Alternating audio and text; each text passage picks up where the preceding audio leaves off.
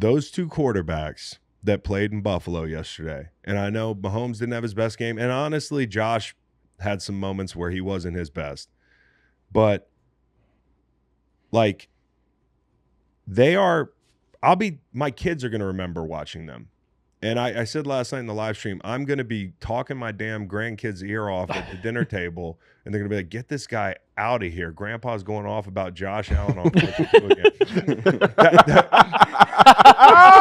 again. Seriously, he's drunk again. He's talking about Josh Allen or Patrick Mahomes. And people are going to be like, yeah, we get it. They didn't have to go on 4th and 2. They went anyways. Yo, there's a video that Meg should redo. You're the white version of this girl. She went viral for saying, I think my boyfriend is emotionally cheating on me with LeBron. Yeah, I'm with Josh Allen, because of his fandom with LeBron and how he talks about them. Like, that's how you talk about Josh. I love Josh, bro. I just do. And part of it is I love the fact for him that he proves a valuable lesson. Like, you can't write people off. You can't write people off. People develop. Quarterbacks develop. I just think about playing on his team and thinking about him like trucking people and like wanting to go play harder and never feeling out of it on 3rd down. For years on teams I was on, I just like, when it was 3rd down, I got my helmet. And so like when I got to New England and Brady's just like picking people apart, I'm like, oh my God, like this is cool. I can just watch.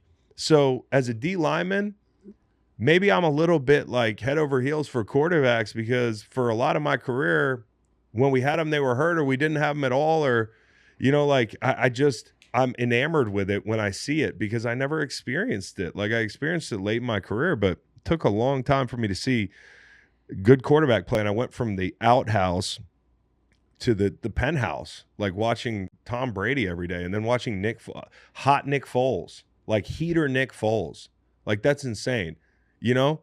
So when I watch Josh Allen, I'm a fan. And when I watch Mahomes, it turns me into a fan and I can enjoy the game. Like, I'm just level with y'all in the chat. Like, this is a job for a lot of the time where I enjoy watching football, but we watch so much damn football. I got to take Saturdays off. I don't watch college football. Like, at the end of Sunday nights, I'm just like, at the end of this show, when I go home and hug my kids, I'm like, I feel like it's been 48 hours straight of football. Like, I don't take any breaks all week watching tape. So there are times where I feel like I'm just grinding. And there's times when I'm watching this game where I feel like I felt 7 years ago when I was a player. And, for me, it was appointment viewing every January. I knew I was going to be at, the Irish pub here watching, whether it was the Mile High Miracle or like, I got to be a fan because I never played among greatness, but watching it makes me feel like a fan again. And so I love watching these two quarterbacks play. Josh didn't play perfect. He wants the pick back, although I don't know if that's a miscomm or what. I mean, he's not like just missing. He missed Samuel on a 3rd and 7 out of the half, which I thought was big and then could have been big. And then he missed Morris, which would have ended the game. Like, those are the throws he wants back. And I feel like the Bills in general have multiple opportunities to put this thing away, up a score, including 4th and 3, where they go for it. And I just mentioned the throw, and Romo's like, oh, they should have kicked. Romo forgot that Lance Bass is like Lance Bass. Tyler Bass. Tyler Danny DeVito. Lance Bass. Hey, Lance Bass. Do you think Lance Bass could Lance now? Is that the NSYNC guy? Is that the NSYNC guy? Yeah. The NSYNC guy? How many famous Basses are there? There's just 2. So here's the thing. I feel like Josh on that 4th and 2 had his Heisman moment. If this was college football, you'd say that guy's winning the Heisman. And I know it doesn't work like that. You got to wait to the end of the season. It's more so in the NFL. It's like the collection of your work over the course of a year. But I thought that moment was incredible. And then on a week where Lamar doesn't play great, you're kind of like, oh, Josh is ahead. I thought that moment, somebody said it was the loudest the stadium's ever been, and I believe it. He personifies that. Like, no quarterback, Mahomes, but like Josh Allen is so Buffalo, dude. He's so Buffalo. I wonder if they're going to come out and say it was louder than the Beastquake if they got like. Couldn't be. That Beastquake, that's another moment for me as a fan back in the day. Like, I'll never forget where I was when I saw that. And guess why they're in the playoffs? Because we lost to Charlie Whitehurst. Yeah. Okay? We were 2 weeks ago. We would have got our ass kicked by the Saints. So I'm kind of, But when you look at this matchup, and Spags could be holding things back defensively, certainly. But more than anything, and I say this with all due respect to Chiefs and Chiefs fans, like, you know I had your back last year, and when I think something, I'm just going to say it. I wonder if the subtractions on the Kansas City defense paired with the additions to Buffalo's offense make this a tough matchup no matter when it's played. And I know it's been regular season playoffs, but it's been razor thin. Lance Bass, Tyler Bass, missing a big kick last year, the overtime game. I'm not saying, they didn't win it fair and square, but it wasn't what Josh did. Josh has given them fits. They haven't given up 28 points in a game in 30 games? This offense is different. It's going to be hard to get them off the field, and they were down Keon and Kincaid. So those are huge, huge pieces. They win without him, and then having Amari Cooper just for the couple shots you throw at Johnson. Mm-hmm. I mean, to have a guy like that who can catch a 50-50 ball, and it's not going to be 50-50 with Josh. It's going to be 80-20. He's just got to. He made that one-handed catch look so casual, man, and then he was tracking that one over his shoulder. It was so nice. He only had 2 catches, but I feel like he opens things up so much for their other guys on offense, like Mac, Shakir.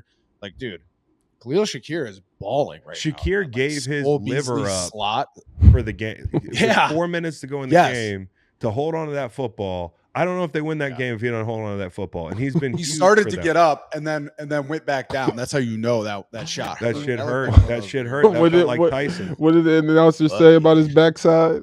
Absolute. Wait. I don't know, but how about last night where Perryman absolutely speared some guy in the back, and they were like, and they're rubbing lotion on his back on the sideline. I'm like, I don't think that's lotion. I think that's like VMSO or Icy Hot or some Bengay. Some Bengay. But another guy I want to mention, and I said it right before he went off. I was like, bro, they need to get the ball to Samuel more. I really think that's one guy in their offense that can do a lot of stuff for them down the stretch. He's great after the catch. He drew a big penalty on a 3rd down. This offense it's hard to get him off the field, dude. When you have Josh on 3rd and 9, is there a quarterback in his current circumstance that you're more confident is going to stay on the field? That's the question. That to me is the question. No, because he doesn't have the receivers they have. Mm-hmm. And honestly, he's got great. He's a great runner, but Josh is. He's really hard to. I mean, no, he's so. I mean, I was stunned that the Chiefs didn't have any sacks.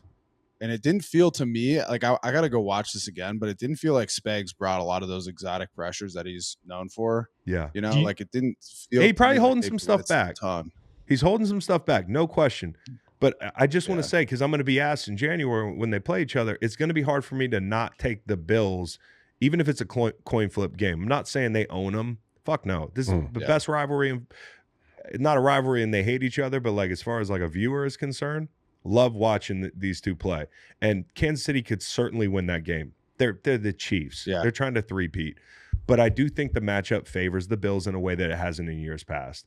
And so, especially in Buffalo, man. But in Kansas City at Arrowhead, you could see it going, 24-17 Chiefs. You certainly could. You certainly could. Yeah. But I don't think it's going to be 17 though, bro. That's the thing. It might have to be 31-24. It might have to be 30-27. And so now you especially look at if they get Coleman and Kincaid back, you know.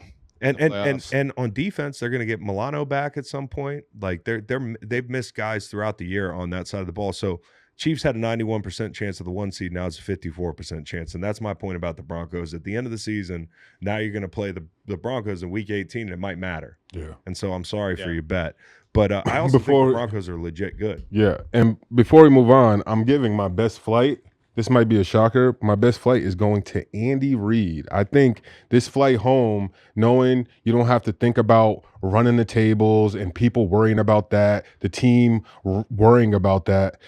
Now you can a team that's good. Yeah. You can really coach them up hard, sturdy right now after a loss. Yeah. And get things together. I feel like that's probably just not even having that thought or thinking about guys worrying about that now.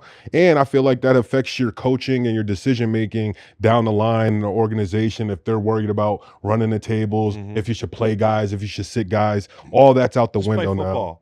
And here's the thing about that 4th and 2. I just want to say this. I don't think they go if Butker's out there. And so, and also to Nolan's point earlier, like there have been a number of it. This matchup has come down to who's had the ball last, which is another reason why when people say, well, you beating Mahomes in the playoffs, it's a totally different deal. Okay, well, Josh has done everything humanly possible to beat Mahomes in the playoffs. He couldn't do any more. So really what it comes down to is, like, can you keep pace with Buffalo now? And that's a different conversation. The Chiefs are going to get Pacheco back. They're going to get guys back. Got it. But I do think on the defensive side of the football, L'Jarius Sneed's not walking through that door. Willie Gay's not walking through that door. And as much as I like the guys and Spags is great, it's just going to be hard to get them off the field. And so we're talking about, Bills offense. Let me talk about Bobby Babich and Sean McDermott. And we met Bobby, and I met Sean up there when we went, and like Bobby's the man, dude. He's super cool. I was like, when he rolled up on us, I was like, this is the D coordinator. He's so chill, bro. Like he can.